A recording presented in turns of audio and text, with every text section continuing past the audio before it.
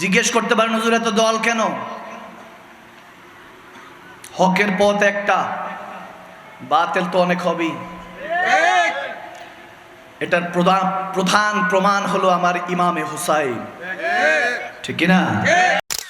রব্বে করিম দুনিয়াতে থাকার জন্য পাঠান নাই, শেখার জন্য পাঠিয়েছেন। এজন্য প্রথম আয়াতে কারিমা রাসূল আরবির উপর নাজিল করেছেন, ইকরা বিসমি রাব্বিকাল্লাযী খালাক। ওগো হাবিব, পড়ুন সেই প্রভুর নামে যিনি আপনাকে সৃষ্টি করেছেন। তিনি কে? আরো জোরে, তিনি কে? নবীকে আল্লাহ পড়িয়েছেন, নবী সাহাবায়ে কেরামদেরকে পড়িয়েছেন। মদিনা ওয়ালা এইভাবে পড়াতে পড়াতে আমাদের পর্যন্ত, ওয়ারাসাতুল আম্বিয়া পর্যন্ত এসেছে। শিক্ষা নিতে হবে নবীর ঘর থেকে, নবীর আওলাদ থেকে, ঠিক না? তাহলে শিক্ষার মধ্যে বরকত আসবে। আপনি যদি নবীজির আওলাদকে না চিনেন, নবীজিকে না চিনেন, তাহলে কোনো শিক্ষা আপনার কাজে আসবে না। কারণ সমস্ত শিক্ষার মধ্যে এখন ভেজাল আছে। এখনকার অবস্থা দূর অবস্থায় পরিণত হয়েছে, কারণ মানুষ খসরের মধ্যে অবনীত হচ্ছে। যায় দিন ভালো, আসে দিন খারাপ। আপনি কি মনে করছেন এই যে এত লাইট সজ্জা, এত আলোক সজ্জা, এত ক্যামেরা, এত টেকনোলজি, এত মাইক, সেলফোনের মাধ্যমে এক জায়গা থেকে আরেক জায়গায় ফ্রিকোয়েন্সির মাধ্যমে কোটি কোটি কিলোমিটার কথা বলতে পারেন, উন্নতি জোয়ারে ভাসছেন। ৬-৭ ঘন্টার ব্যবধানে দেশ থেকে দেশান্তর পাড়ি দিচ্ছেন, খুব উন্নতি করে ফেলেছেন। পৃথিবী পাড়ি দিচ্ছেন, মঙ্গল গ্রহে যাচ্ছে, চাঁদে যাচ্ছে, কত জায়গায় যাচ্ছে, উন্নতি শিখরে ভাসছে। না, আমার আল্লাহ তাবারক ওয়া তাআলা 1450 বছর আগে ডিক্লার দিয়ে দিয়েছেন, ওয়াল আসরি ইন্নাল ইনসানা লাফি খুসর। বান্দা, আমি সময়ের কসম খেয়ে বলছি তোমরা অবনতিতে আছো। সেই সময়ের কসম খেয়েছি, আসরের সময়। আসরটা না দিন না রাত, যেই সময় আমি শুক্রবারে আসরের সময় কিয়ামত সংগঠিত করে দিব। যে আসরের নামাজ আমি 4 রাকাত নামাজ রেখেছি, কিন্তু 4 রাকাত ফরজ রাখা সত্ত্বেও আমি 4 রাকাত সুন্নত, 2 রাকাত সুন্নত রাখি নাই। কারণ নবীর মহাব্বতে আমি কোনো সুন্নত রাখি নাই। ফরজ পড়বে, আমি সুন্নতের উপরে কখনো তলোয়ার চালাতে পারবো না। এজন্য কিয়ামত সংগঠিত সেই সময় করব যেই সময় আমি আল্লাহর ফরজ আছে, কিন্তু অন্য কিছু নাই। না দিন নাই, না রাত নাই, না সুবাহ নাই, না রাত নাই, অন্ধকার নেই। আমি সেই সময়ের কসম খেয়ে বলছি, বান্দা যত রকমের উন্নতি দেখছো, এগুলো উন্নতি নয়, এগুলো অবনতি। যায় দিন ভালো, আসে দিন খারাপ। পিছনে তোমাদের মৃত্যু, আর সামনে কিয়ামত অবস্থান করছে, ঠিক না? This the truth. এটা একমাত্র সত্য। হিন্দু, বৌদ্ধ, খ্রিস্টান, মুসলমান, আস্তিক কিংবা নাস্তিক, যে যেই ধর্মেরই অনুসরণ করেন না কেন, একটা জিনিস মানে, মৃত্যু আসবেই। সেই জায়গা থেকে কেউ পলায়ন করতে পারবে না।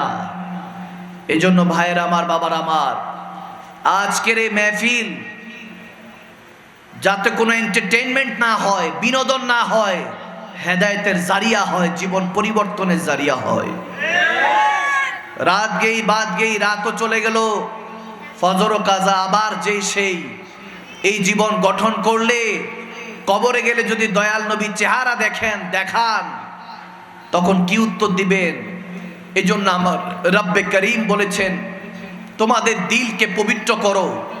জেসেমে যেরকম ভাবে কাপড়ের মধ্যে যদি কোনো দাগ লাগে, আমরা একে অপরকে বকাবাদ্য করতে থাকি, তেমনি ভাবে আমরা যদি মুখ ব্রাশ না করি, পরিষ্কার না করি, মেসওয়াক না করি, মুখ যদি ধৌত না করি, ফ্রেশ না করি, ময়লা পড়তে থাকে, 3-4 দিন পরে আপনার বডি থেকে ব্যাড স্মেল, খারাপ দুর্গন্ধ আসা শুরু হয়।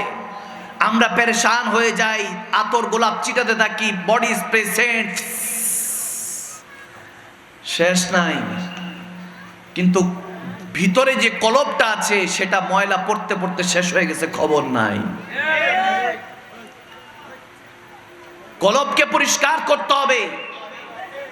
আজকে আপনাদেরকে আমি ছোট্ট করে বুঝিয়ে দিয়ে যাব সফলতা কি, success, what is the meaning of success. যার কাছে কোটি কোটি টাকা আছে, কিংবা সে খুব সুন্দরী একটা মেয়ে বিয়ে করেছে, ভালো স্যালারির চাকরি আছে, বিদেশে অনেক ভালো ব্যবসা আছে, দেশে ব্যবসা আছে, বিজনেস আছে, অনেক বড় লিডার, দেশকে, এলাকাকে, নগরীকে রুল করে। তিনি কি সফল? আওয়াজ দেন, আরো জোরে বলেন। তিনি কি সফল? না, তিনি কখনোই সফল না। সফল তিনি যে গুনাহ করার আগে ফিরে আসে, ঠিক না? সফল সে ব্যক্তি যে মাঝে মাঝে লুকিয়ে লুকিয়ে দান সদকা করে, ঠিক না?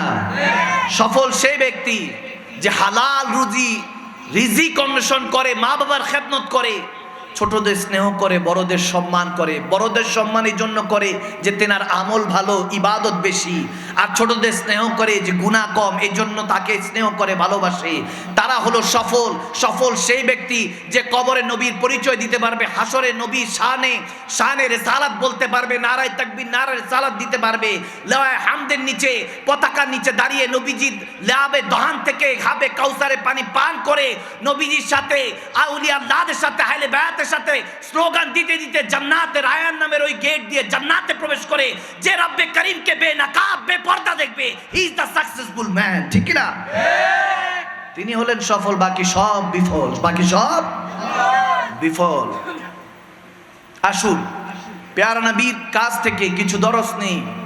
কোরআনের তাফসীর আমরা শুনবো, কোরআন বিল কোরআন তাফসীর শুনবো, কোরআন বিল হাদিস তাফসীর শুনবো, যাতে অন্তরটার মধ্যে আল্লাহ নূর প্রবেশ করায়।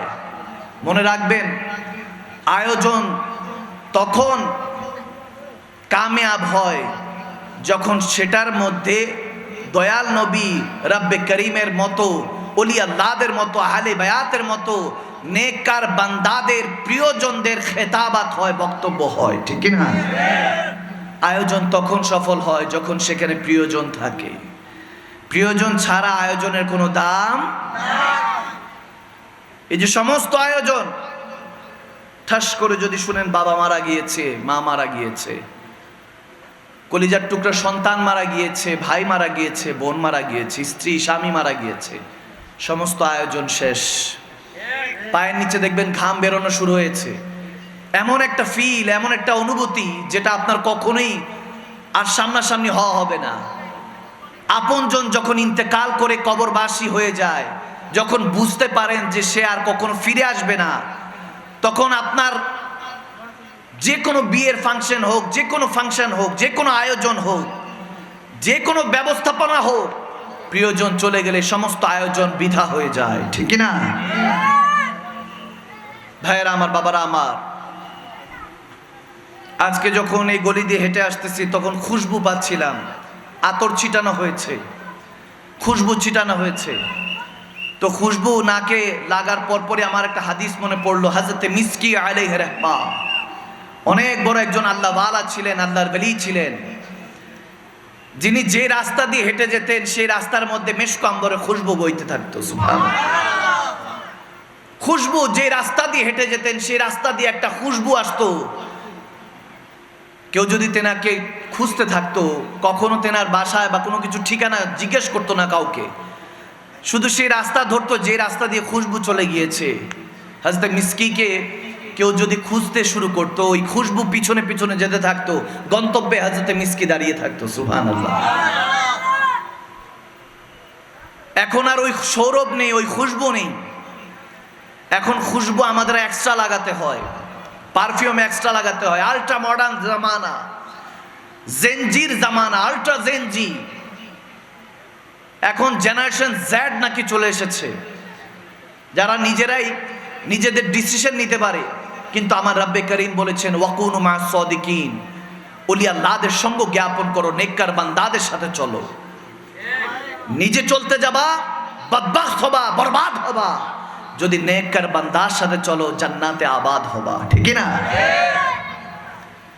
ওলি আল্লাহদের সাথে সঙ্গ জ্ঞাপনের কথা, আমি মাদানী সাহেবের কথা নয়, রব্বে করিমের কথা। আমার আল্লাহ তাবারক ওয়া তাআলা ডাক দিয়ে আমাদেরকে বলছেন প্যারা নবীর মাধ্যমে, কুলিন কুনতুম তুহিব্বুনাল্লাহ ফাত্তাবিউনি ইউহিব্বুকুমুল্লাহ। ওগো হাবিব, বলে দিন, বান্দা যদি আমি আল্লাহকে ভালোবাসতে চাই, সুবহানাল্লাহ, আমি আল্লাহকে যদি ভালোবাসতে চাই ফাত্তাবিউনি, আপনি নবীকে যাতে অনুসরণ করে, অনুকরণ করে, আপনি নবীকে যদি অনুসরণ করতে পারে, ভালোবাসতে পারে, জান জীবন দিয়ে আপনি নবীর আখলাক চরিত্রকে যদি নিজের ভিতরে নিতে পারে, তাহলে আমি তাদেরকে বলে দেন, তাদেরকে জানিয়ে দেন সুসংবাদ, আমি আল্লাহকে কি ভালোবাসবে, আমি আল্লাহ ইউহিব্বুকুমুল্লাহ, বান্দাকে ভালোবেসে বন্ধু বানিয়ে নিব। সুবহানাল্লাহ। তারা ফ্রেন্ডস অফ আল্লাহ অলমাইটি, আলা ইন্না আউলিয়াল্লাহি লা খাউফুন আলাইহিম ওয়া লা হুম ইয়াহজানুন। তারা বন্ধু হয়ে যায় আল্লাহর। অতীতের গুনার ভয় থাকে না, ভবিষ্যতে জাহান্নামে যাওয়ার ভয় থাকে না, কারণ তেনারা সর্বদা তওবাতুন নাসুহার মধ্যে থাকে। তেনারা নিজের মধ্যে, খুদের মধ্যে হারিয়ে যায়, আল্লাহ রাসূলের প্রেমের মধ্যে হারিয়ে যায়, তওবা করতে থাকে, নিজেকে সবসময় ছোট মনে করতে থাকে, সবসময় আল্লাহ রাসূলের দয়ার ভিক্ষা চাইতে থাকে। একটা পর্যায়ে তাদের গুনাহ খাতা মাফ হয়ে যায়, তাদের উসিলায় আল্লাহ জান্নাতে, জাহান্নামের মধ্যে অনেক জাহান্নামীদেরকে জান্নাত দিয়ে দিবে। সুবহানাল্লাহ। ভবিষ্যতে জাহান্নামে যাওয়ার ভয় থাকে না, অতীতের গুনার ভয় থাকে না। ইত্তাকিল্লাহ ফাত্তাকুল্লাহ মাস্তাতাতুম। তারা রূহ দিয়ে, জিসম দিয়ে কেবল আল্লাহকে ভয় করে, দুনিয়ার কোনো মানুষকে ভয় করে না। আমরা এখন মানুষ তো মানুষ, টাকা পয়সারও ভয় করি, যানবাহনকে ভয় করি, চলাফেরা করার সময় কত কিছুকে ভয় করি। আশেপাশে দিয়ে গাড়ি যদি বেশি স্পিডে যায় তারপরও ভয় পেয়ে উঠে, হৃদয়টা কেঁপে উঠে। কিন্তু আল্লাহর ওলিরা, হাদিসে এরকম এসেছে, কিয়ামত হতে থাকবে, যারা মুমিন বান্দা তারা শান্ত থাকবে। সুবহানাল্লাহ। হযরত মিসকি আলাইহির রাহমা, যেনাকে বলছিলাম যেদিক দিয়ে হেঁটে যেত খুশবু বের হতো, খুশবু। কোন এক যুবক জিজ্ঞেস করে বসলো, হে আল্লাহ ওয়ালা বান্দা, হে হুজুর, হে আল্লাহর ওলি, আপনি বলুন আপনার ভিতর থেকে এই খুশবুটা কোথা থেকে আসে, আপনি কি আতর ব্যবহার করেন? বলে, আমি কোনো আতর ব্যবহার করি না, তবে আমি যুবক অবস্থায় একটা ঘটনা আমার সাথে ঘটেছে, তারপর থেকে আল্লাহ এই বরকত দিয়ে দিয়েছে। সুবহানাল্লাহ। এই যৌবন বয়সটাই হলো নিয়ামত। মনে রাখবেন, past is history, future is mystery, but present is gift. অতীতটা হলো ইতিহাস, ভবিষ্যৎ রহস্য, কিন্তু বর্তমানটা হলো উপহার। ঠিক না? অতীত থেকে মানুষ শিক্ষা গ্রহণ করে, ভবিষ্যৎ সম্পর্কে কেউ কিছু জানে না, কিন্তু বর্তমানটা তো জানে। এই বর্তমানটা আপনার ঠিক করতে হবে, এই বর্তমানটার মধ্যে নিজের মধ্যে খুলুসিয়াত আনতে হবে, আখলাক চরিত্রের মধ্যে পরিবর্তন আনতে হবে, নয়তো এই মাহফিল করা বন্ধ করে দেন। এই তামাশা করে লাভ নেই, এগুলো তামাশা, এগুলো মাজলিস না। যদি আমার কথাগুলি আপনার কান দিয়ে হৃদয় পর্যন্ত না পৌঁছায়, এখনো যদি মনোযোগটা এই জায়গায় থাকে, মনে রাখবেন রব্বে করিম আপনার জন্য এখনো রহমতের দরজাটা, হেদায়েতের দরজাটা খোলা রেখেছেন। कुछ वक्त और है फिर ये भी गुजर जाएगा, आज जो है कल नहीं रहेगा, ये बात याद रखें। ভালো মতো মনে রাখবেন, আজকে যা আছে সেটা কালকে থাকবে না। সময় সময়ের মতো অতিবাহিত হচ্ছে, কিন্তু খরচ আমরা হয়ে যাচ্ছি, আমরা খরচ হচ্ছি। ছোটবেলায় যেমন ছিলেন এখন আর তেমন নেই, বরং মাঝে মাঝে একা একা চিন্তা করেন, কাশ যদি ছোটবেলায় চলে যেতে পারতাম, যদি জীবনটা এমন হতো।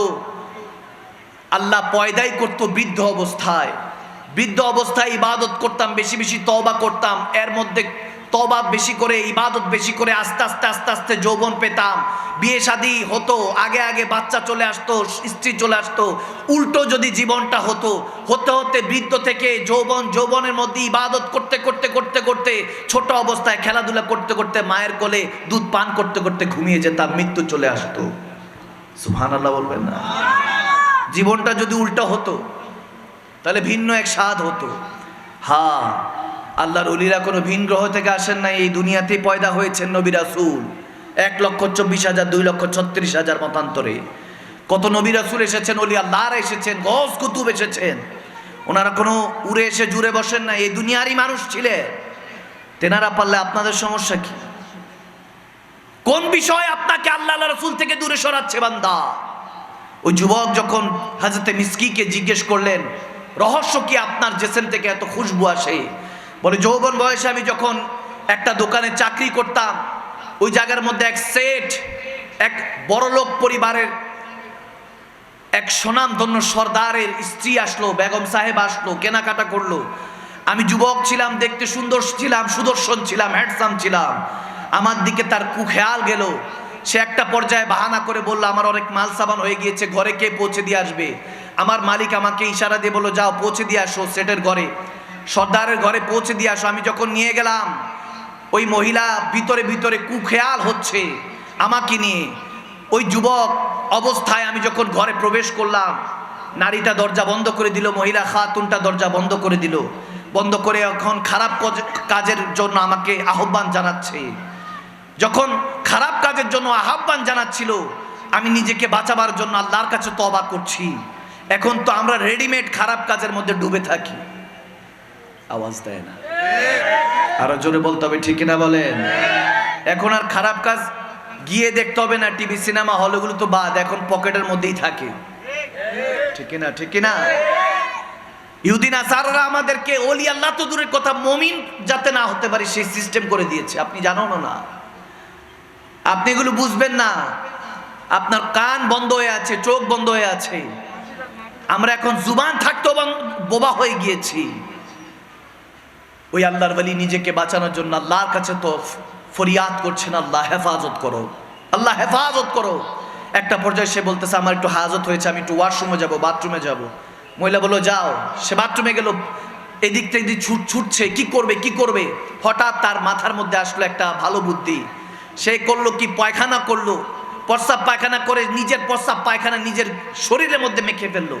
মেখে যখন রুমের মধ্যে প্রবেশ করলো, ওই নারী দুর্গন্ধে বলতেছে, এই পাগল, কি করেছো তুমি? গায়ের মধ্যে গুলো কি মেখেছো? প্রস্রাব পায়খানা, বের হও আমার ঘর থেকে। বের করে দিল। সে দৌড়ায় ঘরে আসলো, গোসল নিল, ফরজ গোসল নিল, 2 রাকাত শুকরানা নামাজ পড়লো।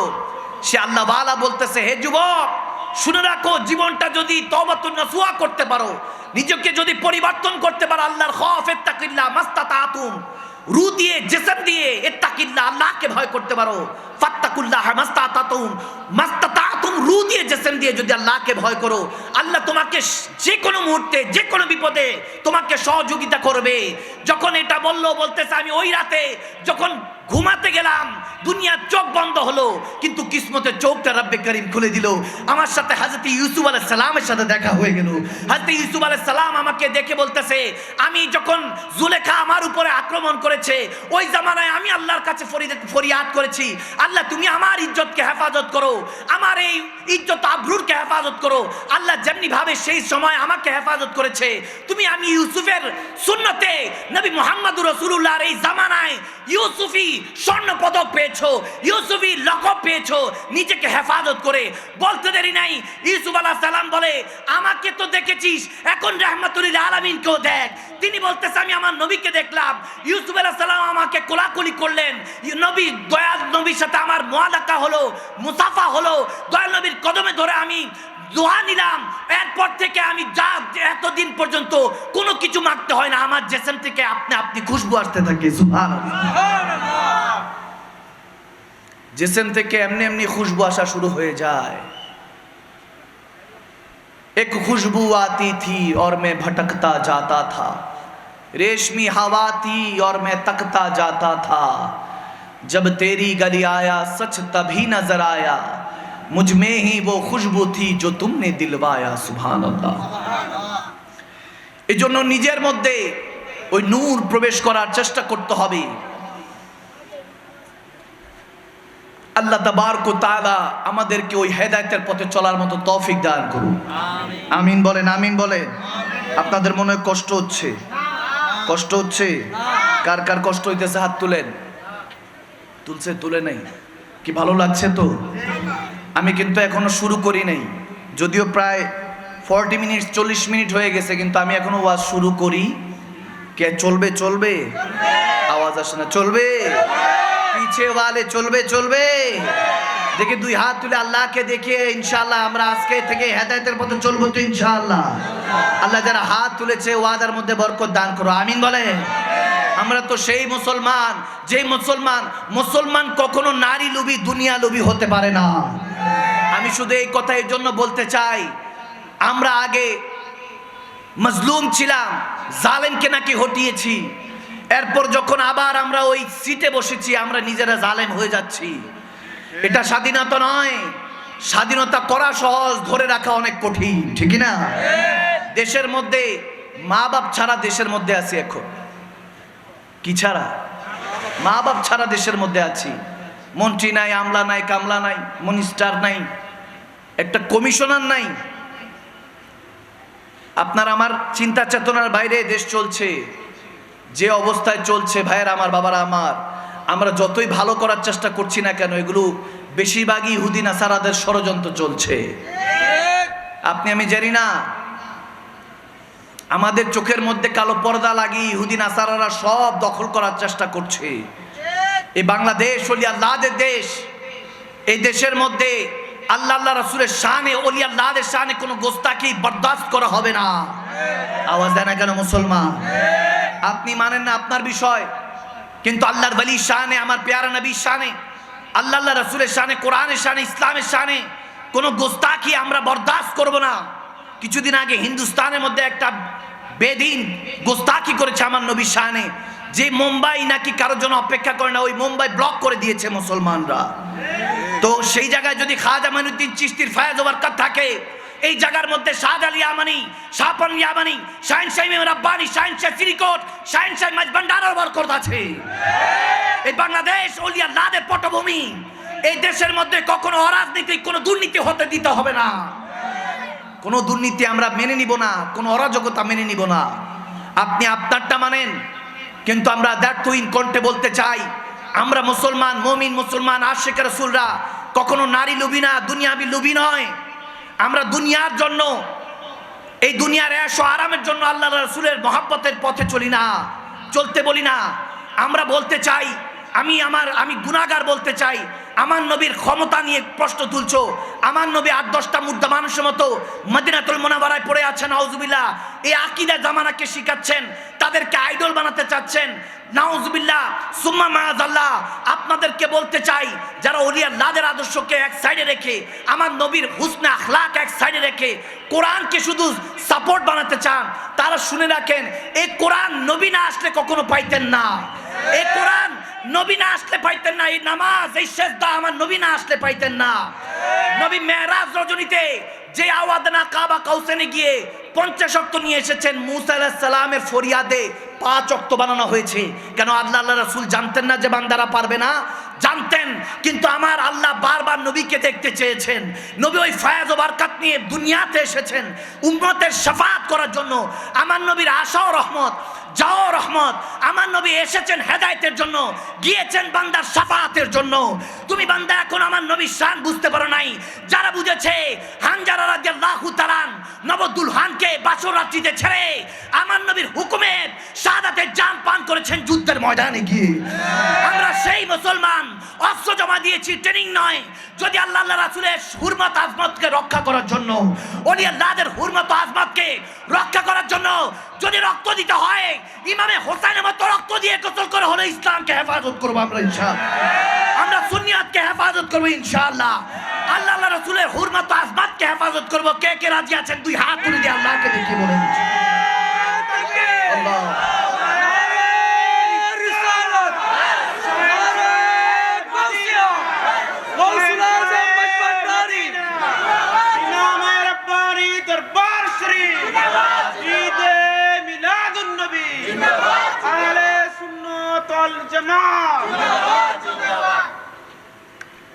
কষ্ট হচ্ছে, সে নবীর জন্য, আল্লাহর জন্য জান দিতে রাজি আছি মুসলমান। জিজ্ঞেস করতে পারেন, হুজুর এত দল কেন? হকের পথ একটা, বাতিল তো অনেক হবেই। এটার প্রধান প্রমাণ হলো আমার ইমামে হুসাইন, ঠিক না?